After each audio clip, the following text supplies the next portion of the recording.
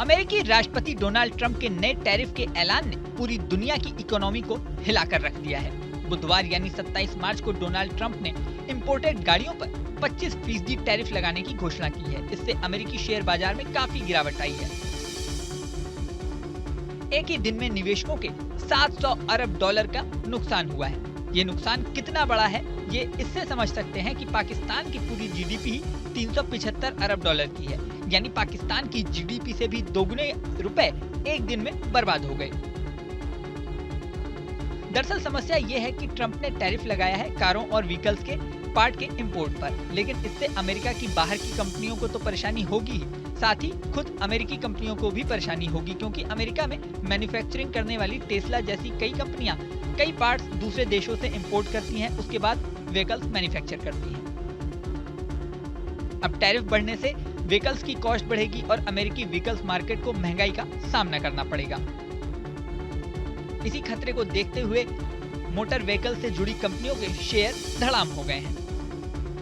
Donald Trump की घोषणा के साथ ही S&P के शेयरों में 1.12% की गिरावट आई है। वहीं दुनिया भर की ऑटो कंपनियों के शेयरों में काफी गिरावट देखने को मिली है।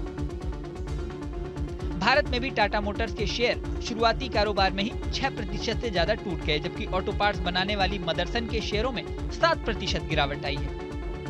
सबसे बड़ी बात है कि ट्रंप का ये फैसला उनके दोस्त और दुनिया के सबसे बड़े रईस एलन मस्क के लिए परेशानी बढ़ाने वाला साबित हो रहा है।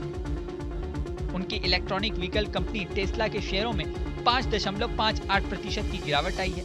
इस गिरावट से मस्क की नेटवर्थ 11.4 अरब डॉलर कम हो गई है, यानी एलन मस्क को 24 घंटे के अंदर 11 अरब डॉलर से ज्यादा का नुकसान हुआ है।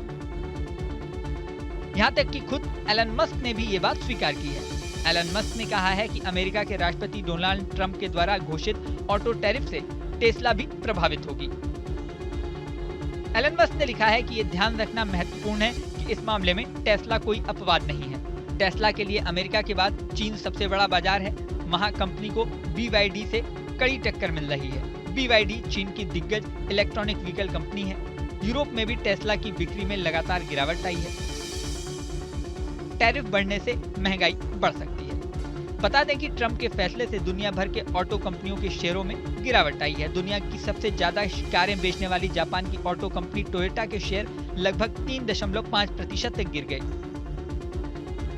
निसान के शेयर 2.5% तक और होंडा के शेयर 3.1% तक गिरे हैं। मित्सुबिशी मोटर्स के शेयर 4.5%, सुबारू के शेयर 6.1% गिर गए हैं। साउथ कोरिया की कंपनी हुंडई के शेयरों में 2.7% गिरावट आई है। अमेरिका में भी जनरल मोटर्स के शेयर 3.1% गिर गए हैं, जबकि फोर्ड को 0.1% का फायदा हुआ है।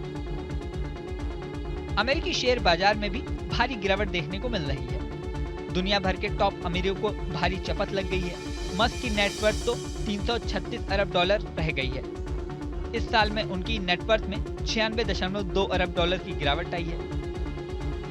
दुनिया के दूसरे सबसे बड़े रईस जेफ बेजोस की नेटवर्थ बुधवार को 4.14 अरब डॉलर कम हो गई।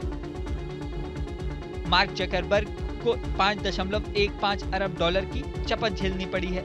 लैरी एलिसन को 6 अरब डॉलर से ज्यादा का नुकसान झेलना पड़ा है। लैरी पेज को 4.29 अरब और सर्गेई ब्रिन को 4 अरब डॉलर को नुकसान झेलना पड़ा है। टॉप 10 में केवल वॉरेन बफे और बिल गेट्स की नेटवर्थ में ही तेजी रही है। विशेषज्ञों का कहना है ये सिर्फ शुरुआत है। ट्रंप का टैरिफ आगे भी कई असर डालने वाला है।